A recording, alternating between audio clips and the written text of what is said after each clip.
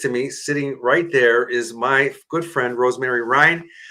She is an innovator. Hi, Rosemary. Dominic, it is so good. How many years have we known each other and taught together and learned together? And watching your work in the Self Achievement Network, I think we're going to have a blast over the next few minutes talking about what really is that passion point that gets us going in the morning. Absolutely right. So this, yeah. So Rosemary's our like next person behind the passion, and because she's passionate.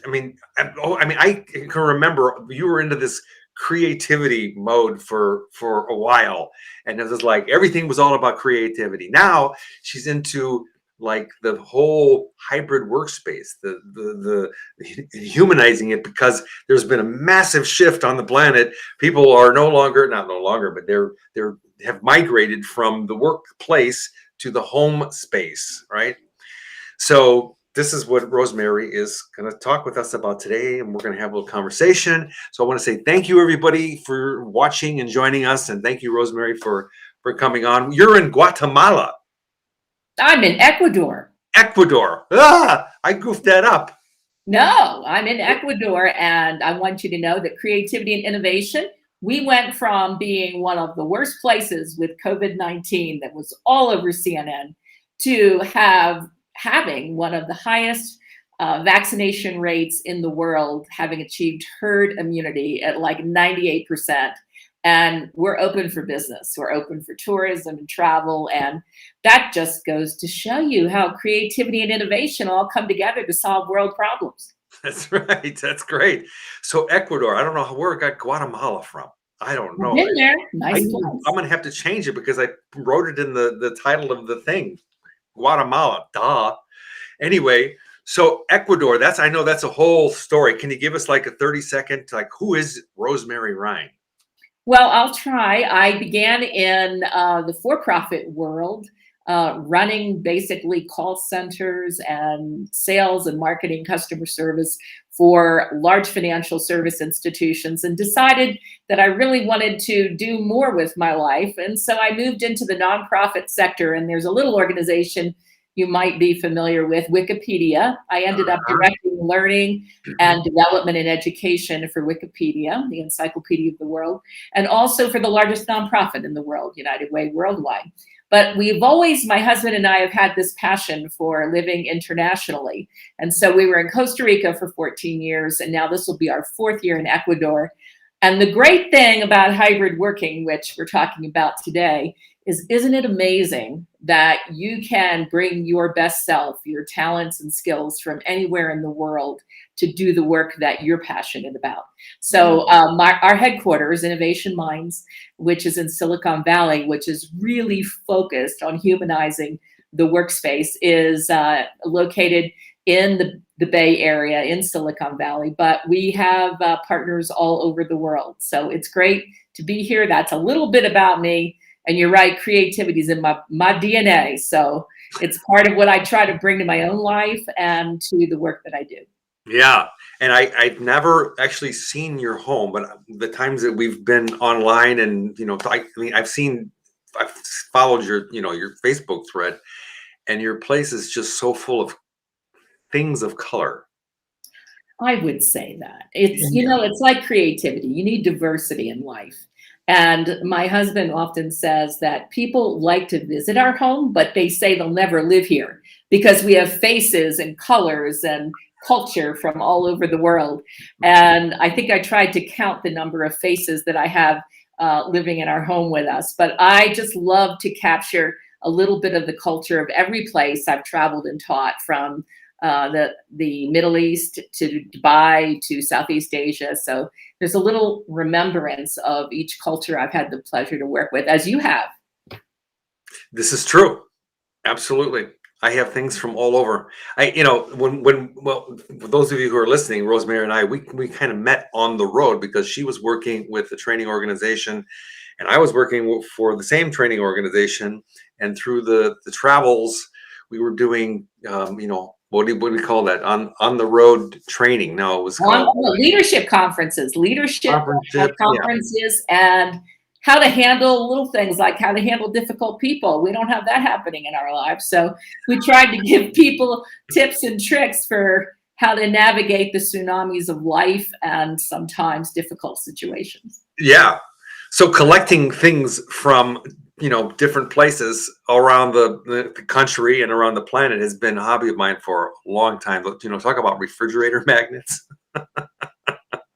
You bet. Oh my God. So anyway, so this whole thing about the hybrid workspace and humanizing it. I mean, it's like when I read that, it's like, oh, that makes sense. But what does that mean? Well, I think all of us took a step back during the pandemic. And, we're used to going to the office and working around the whiteboard and connecting and collaborating, having that human touch. I know that I worked in Silicon Valley and we had great collaborative spaces. So then, of course, the pandemic hit and creativity and innovation. We'll talk a little bit about some of the challenges innovation has had in terms of being part of the culture and DNA of an organization. But when we went hybrid, all of a sudden, okay, now we're connecting and collaborating. We're sitting in front of a screen 8 hours a day, and organizations were not set up.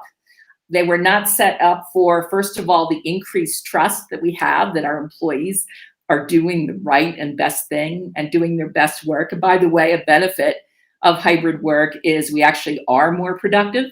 Mm-hmm. But then there were challenges. Like, for example, one of the things that we're seeing is that, and you'll see it all over the news this week even, there's this thing called the Great Resignation, where they're expecting that up to 40% of employees are not feeling connected to their organization. They're going to be looking for new opportunities that give them flexibility, work from home, but also where they really feel connected to the organizational values. And what has happened is in the pandemic, that collaboration suffered a bit. So we began, actually our founder was the head of HR and innovation for LinkedIn, eBay, and PayPal. And so he began designing a system where innovation didn't happen once a year when you have that special all hands meeting, but was built into the DNA of everyone's workflow. Because I really believe that most solutions to business problems are not found in the boardroom. They're found with the people on the front line doing the work. Mm-hmm. So we had created this idea platform, but then increasingly we saw there were challenges with employee engagement, inspiration, and innovation. And there's nothing too exciting about opening up your laptop for 8 hours where you don't have human connection. So we began focusing on mixing innovation, collaboration, and employee engagement. And what does that mean? That means humanizing technology. That means bringing head, heart, and technology together. And the good news is there's some really creative ways that you can connect, collaborate, and be part of a team, even though you're not in the physical office. Does that make sense? It does. So Innovative Minds is the organization that you're working with currently. Innovation Minds. Yep. Innovation Minds. And what is their major purpose? What is their what do they do? Well, we put it all together in one suite workspace. You may be accustomed to something called tool exhaustion, where you're going to multiple platforms to do different things. And employees are like, oh, one more program I have to learn. So we've taken essentially idea management, productivity, collaboration, Facebook or LinkedIn type feed, where we put it all in one smart workplace where we connect people, ideas, and events. So you can go from this awesome idea challenge where, folks, we have a problem, and you can get your partners involved with that. We can go from that through the selection of, and through divergent and convergent thinking, the best ideas surface. You're inspiring your employees to contribute, and we're interacting with them in different ways throughout the day. And we'll talk a little bit about those human touch points. But you can go from idea management to project management to measuring the impact using smart AI and machine learning to know, are your employees engaged? And to do things like checking in on their mood throughout the day, having a virtual water cooler there's some great leaders doing some amazing things to put some fun into the workday of the virtual worker. So, for example, I know of one leader who does a virtual wine tasting once a month. Who doesn't love that? The wine comes to the door, and he has a sommelier do all the fun things involved with that. But how do you create these touch point experiences, particularly if you're doing kind of making widgets throughout the day? You need to make time for interaction with each other, because in the end, regardless of what technology comes, people are the heart of creativity, and creativity. So, okay, so the big F word, fun, right? I Mhm. understand. So fun and productivity and engagement and that all like equals employee experience. This is what something that you had talked about Yes. the other day. This whole it's like those touch points.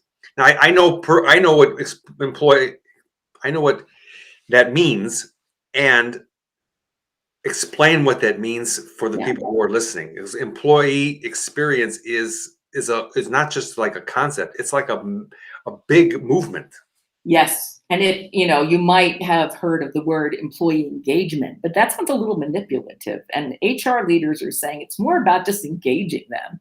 It's more about the total experience that they have. So just as we know customer experience, so a lot of the top organizations have mapped the customer journey. We now have to map the employee journey. And so we look at things like a very common concept is that we should bookend the day. We remember the first 15 minutes of our day and the last 15 minutes of the day. So, what is the greeting that happens with your team, whether virtual or in the office? And how do you end the day? I had a top-rated employee from one of the top creative studios tell me, she said, I love my job. I'm passionate about my job. But the only time I hear from my manager or leader is when there's a fire to put out. It's never about the positives. And this goes to basic motivational psychology. We need 5 positives to just about every negative that we receive. So as we map the journey, we provide places and spaces in the Innovation Minds platform for that organic engagement to occur. But we also are able to use AI, which is really cool. You and I have both done personality assessments, etc. The AI will actually, and this is based on an opt-in by the employee, map your personality style and connect you with team members who might have, this person has an expertise in design thinking. This person has an expertise in wordsmithing or technology.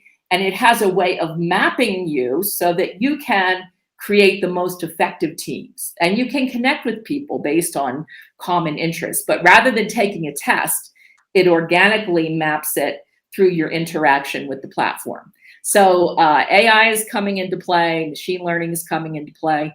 But at the heart of it all, we also have a physical location in San Jose, California, because I do believe that in-person still matters. So I don't want to disregard that feeling that we have when we meet and collaborate face to face is important. But thankfully, technology has helped us in the interim and even given us some new tools. If you've ever done a Zoom dance party, you know exactly what I'm talking about. You haven't done a Zoom dance party. I haven't done it. Exactly. Who gets to pick Or, the music? I had one of my teams and clients I was working with. We did a virtual tour of Frida Kahlo's house in Mexico. We did a virtual tour of Venice. So there's all these great sites that have been created where you can travel from your living room. So when we couldn't travel, it was kind of cool to go someplace new and different. And so when we look at working with our clients who have included organizations such as Red Bull, we look at what are some of the ways we can capture the imagination, inspiration, and creativity of our employees, even though they might be sitting in front of that laptop 8 hours a day. And you need people that connect and collaborate from all different places in the world with virtual whiteboards and other cool tools that make the collaboration easier. Let me just ask. So, employee experience, right? Mhm. My experience with customer experience versus employee experience was when I worked with one of the major auto dealers. Okay, BMW. Mhm. It was a great project. The ultimate driving project. No, anyway, so but the customer experience was all about a person, a customer, potential customer drives by a dealership. That is Mhm. an experience. That's They right. pull into the parking lot. That's also an experience. They see whatever they see in the parking lot. That's an experience. They walk to the front door. That's an experience. They open the door and walk in, and that's an experience. And so these are the touch points that you're talking about, right? Yeah, it is. And so everything Mapping. from the interview process, hopefully not to the exit interview, and everything in between. And then we've also added gamification. What is gamification? We want to reward you not only for the widgets you make in production, but for recognizing your peers, for joining in those kind of informal. We really encourage our leaders to build in some time for connection throughout the day, because we used to have that in the physical workplace. Now Mhm. that we're hybrid, build in those connection times so that the more, for example, an idea challenge, the more ideas or comments that you make or suggestions that you have, you're going to be earning recognition rewards for the fact that you're part of a team. And so we are not only looking at every touch point of the employee experience, but we're also looking at rewarding your interaction with your team to the bigger vision. So in addition to your day-to-day job, one of the things that we've really done so well is innovation is no longer a once a year event where you have that all hands. We really promote in the platform innovation every day. So Mhm. as part of your day, you're looking at how can we do things cheaper, faster, better? It becomes part of your thinking. But what there's, essentially a few reasons why innovation fails.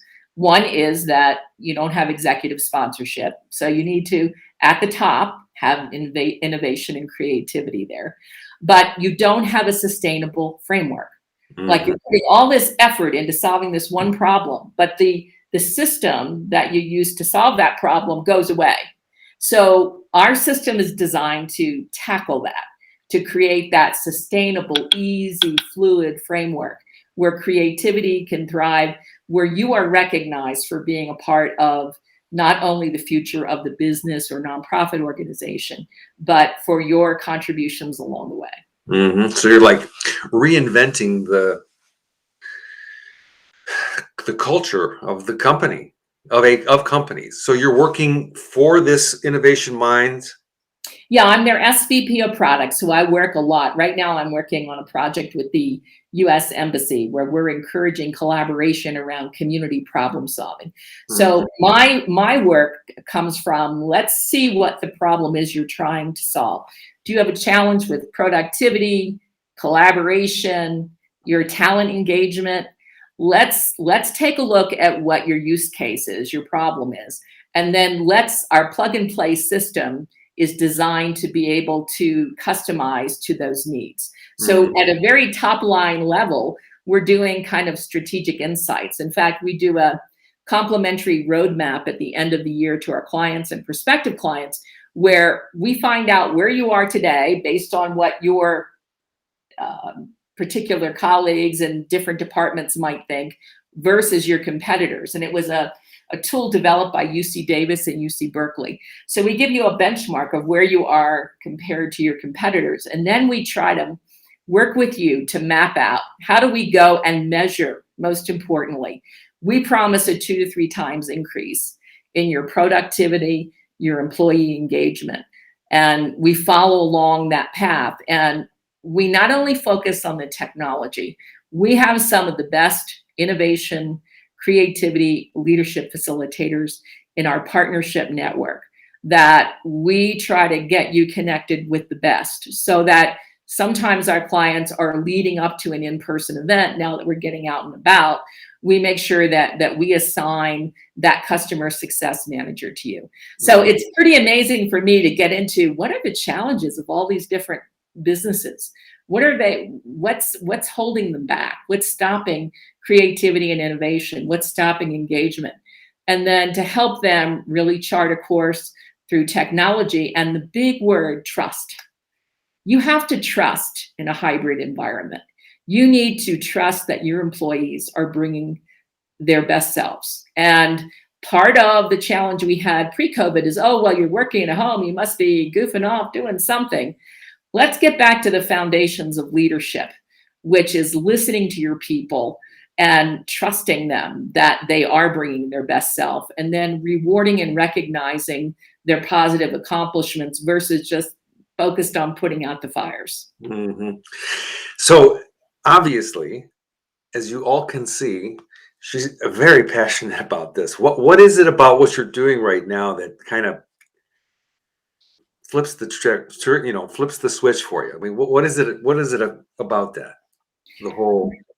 Well, you know, when I think about it, and you know this from my days in creativity can be learned. People think, oh, you're born creative.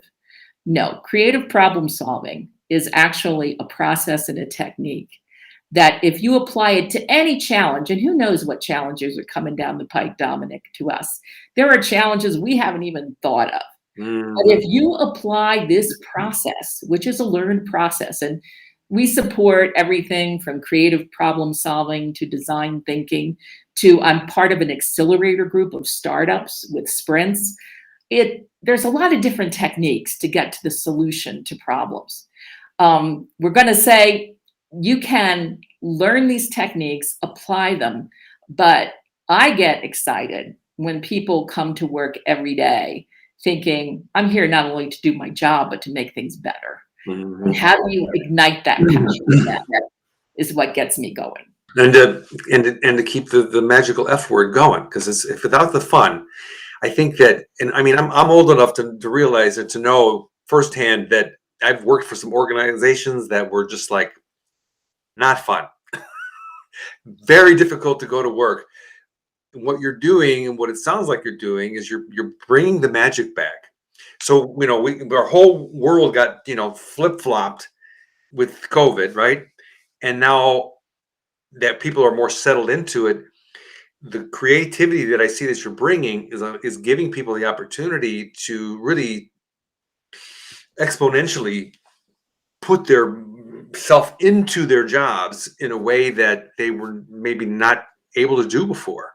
And you know what? I'm going to say every organization should have a chief innovation officer. I think a CFO, a chief fun officer. I was laughing with you beforehand. I had business cards made up with my dog of CFO, chief fun officer. I got more business through that dog's business cards than anything. But I think with COVID, we no longer accept a joyless life or a joyless job. Hmm. And people are taking stock and saying, you know, my every year my husband and I go on a retreat, which the hotel is always aghast that we have a romantic retreat with flip charts everywhere in the room. And we do our 10, 10, and 10 list. What are 10 things I want to do, be, and have in the coming year? And we do them separately, and then we bring them together. And Barry will say, yeah, I'm not going to do that creativity conference with you. You can do that on your own. But we have that journey map, that experience map in front of us. So I think if there is one message I would give to your audience is don't accept a joyless job, insist on more.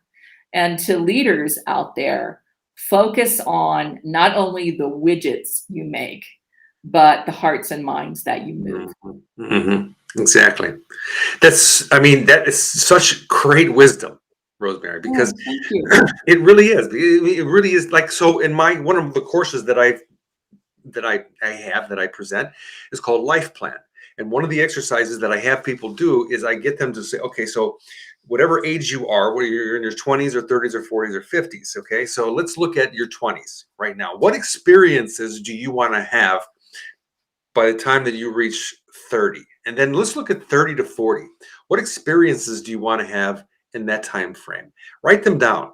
what experience do you want to have in your 40s, like that. So, instead of like letting life go by, it's pre-planning the experience, which is what I think that I'm hearing that you're helping organizations do, is to pre-plan the employee experience so that it brings their job to life and Oh, gives yeah. them that satisfaction that people are looking for. Because it's, I mean, talk about competitiveness in jobs. I mean, would you rather work for a company where there's a CFO with the fun written all of his on his back, the fun guy or fun girl, or okay guys, let's hit the desk, let's get the laptops open, come on, let's go, productivity. Yeah, and by the way, health and wellness is important to all of us. And so do you have that health and wellness center built into your employee experience? Yeah. And that's because loneliness, while productivity's increased, loneliness has also increased.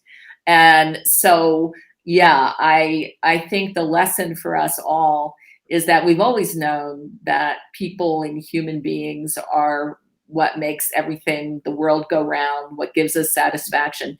But what you said about, and I love your course, because so often people plan around career and finance in their early years. But like at my stage of my career, the health, the wellness, the community, the what you give back, those other pieces of the pie, we tend not to plan for. So the reason I'm so fond of your work, Dominic, is you look at the whole picture, and that it's easy to do. Okay, in finances and weight loss, that usually comes up. We're going to do these things, but life is a bigger pie than that. And the organization that looks at the bigger pie and maps out that employee experience to tap into that. And how, by the way, you don't map it out and create an experience for employees. You involve them in the design. And I think that's important. In customer design, they say, don't design for customers, design with customers. So some of the best organizations in Silicon Valley have a boardroom where there's customers and the engineers can come in and chat with them and have a coffee, and the sales and marketing people, they have their own special VIP boardroom. Well, with employees, you need that VIP boardroom, and you have to be willing to listen to what they're saying. And then it comes back to that big word of trust. I love that word. It's a big word. 5 little letters, big gigantic word.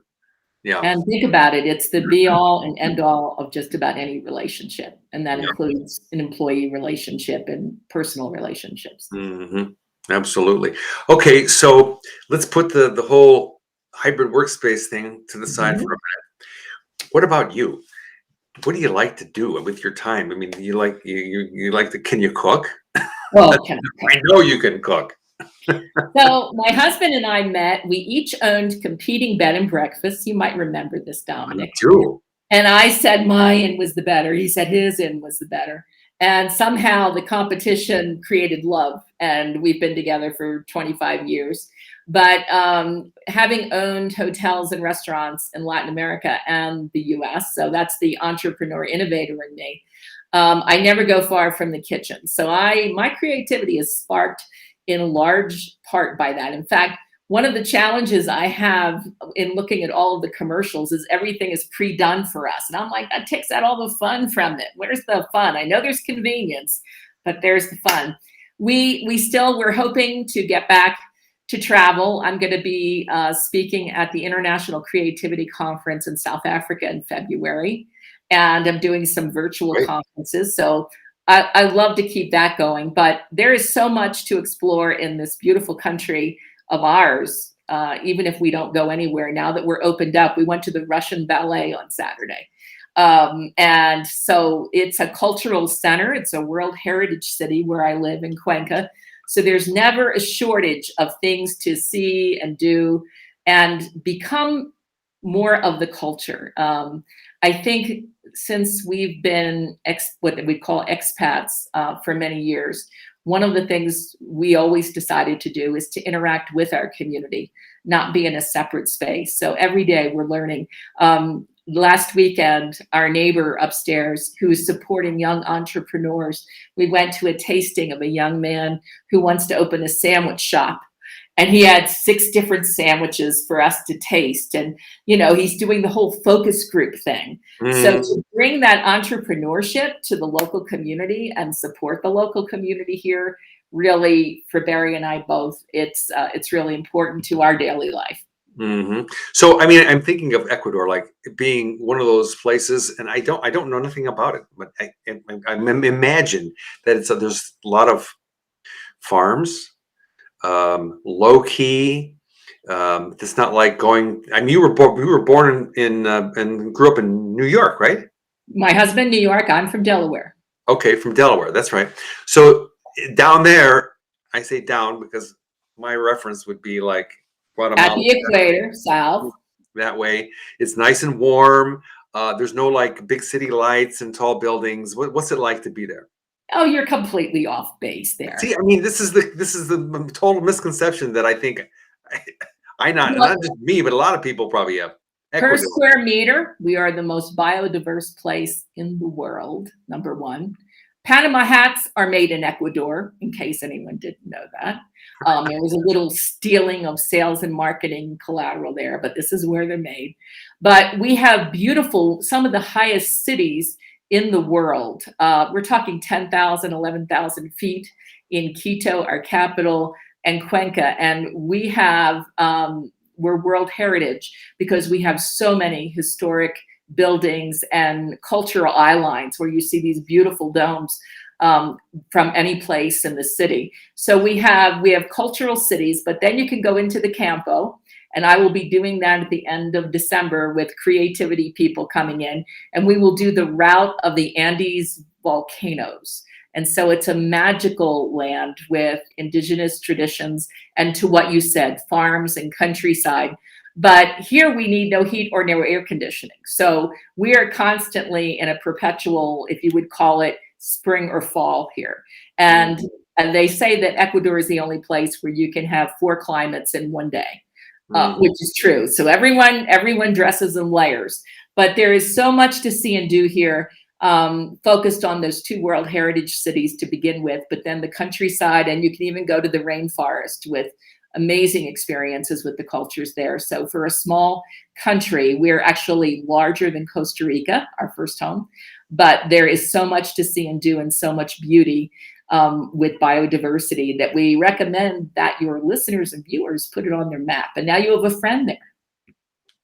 Well, this is one continent that I have not been on. Okay. Now, there's the US is up here, and now we're talking about, where am we at? Ecuador is. There you go. And there's Quito, which is the highest capital one of the highest capitals in the world. And we're south of that in Cuenca. Wow. So from Chicago, you're probably what, 8 to 10 hours? Yeah, the flight it's not easy to get to Cuenca. It's not so difficult from Quito, but you're usually looking at about 10 to 12 hours of travel time that's there. And it's well worth it, though. I will say that. So why Ecuador? So you know me, Dominic, I'm like, okay, so I love data. I love research. Data is I think the answer to a lot of problem solving that we have. So I had been to Costa Rica. We loved it, but work brought me back to the States, working for Wikipedia in San Francisco Bay. So I was there for a few years. And then my husband and I said, we just have the Latin culture in our blood.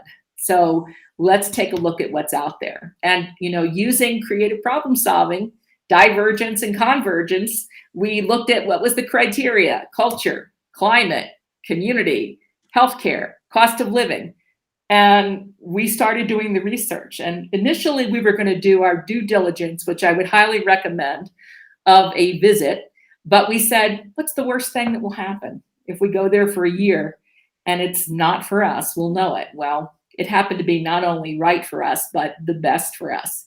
So we are we're in the process right now of applying to be permanent residents. And the only miss we have is with the pandemic, we miss seeing our family, but hopefully that will be remedied as we go into the new year. Wow. And exciting. I mean, that's probably, to me, all the different places that I've been and visited, I've lived in like a handful of different places. I mean, why not move someplace where you can really become immersed in the culture? And this is like a dream of so many people, including myself. I mean, I'm thinking about Puerto Rico. Well, So, and what's interesting is having a creativity, an open mindset, because if you move to a foreign country, there are certain people, I call it SAD, scan, assess, discard. I can tell you in 5 minutes who's going to stay and who's going to leave. And usually there's a couple of clues. They compare things to the way they are in the US or back home versus being adaptive, that key word of adaptability, right? Rather than trying to make it like home, how do you look at a new culture, a new place, and embrace all that it is, positive and negative? And so I think particularly individuals that have that openness to, I want to learn something new. I've got to tell you, sometimes it's difficult when I'm trying to navigate in Spanish. It's my second language. And I give so much credit to people who have learned English as their second language. I've even tutored and coached them. But it takes a little bit of fun, and I'm going to do this, and I'm going to make mistakes. At Wikipedia, I used to host a fail fest, which is make failure an awesome thing. We used to hold fail fest. Well, this is what we planned. This is when this thing didn't go well, and this is how I knew when it wasn't going well, and this is what I learned along the way. So I think if you have that kind of mindset, maybe living in another country is a good experience. I often used to guide my CEOs that I coach that if you can find someone who's lived in a foreign country, they're going to have adaptability.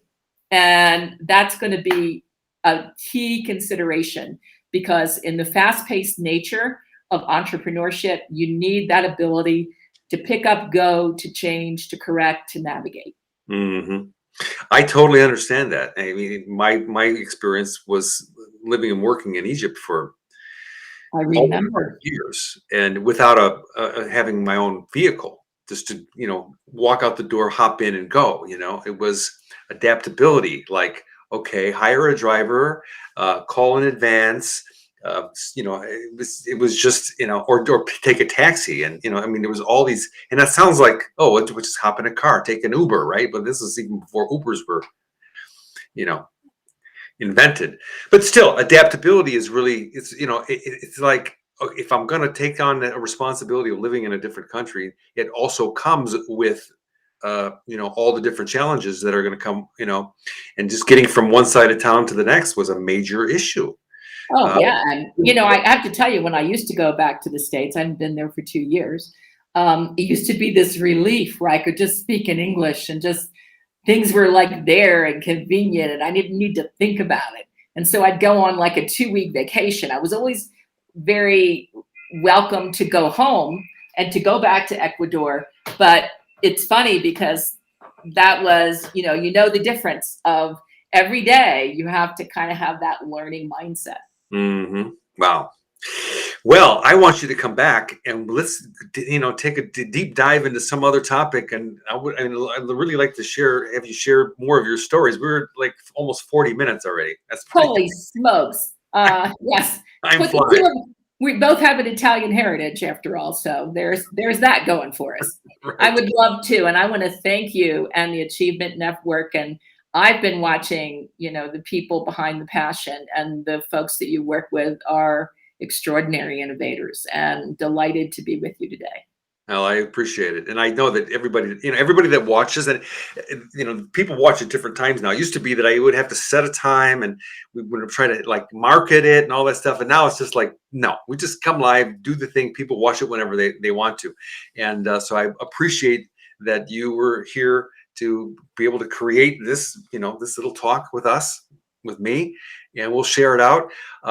For those of you who are watching, thank you for joining us. And so let's talk offline. Let's come up with another, topic. Maybe we can talk about, I don't know, survival skills. Remember, survival skills, yeah, or even creativity is such a gigantic topic, and talk about some of the stuff that you've done, and you can give us some tips about why creativity is so important. I mean, we'll come up with a topic, but let's just do it again. It's really fun. You betcha. All right. And bye, Dominic, and bye, everyone. And thank you. Okay. And I look forward to Fabulous continuing. day. We'll see you all, and we'll talk to you soon. Remember to have fun and stay inspired. Talk to you soon. Be fun. That's right. Keep that F word right. Yeah. Right there, right at the tip of the tongue. Right there.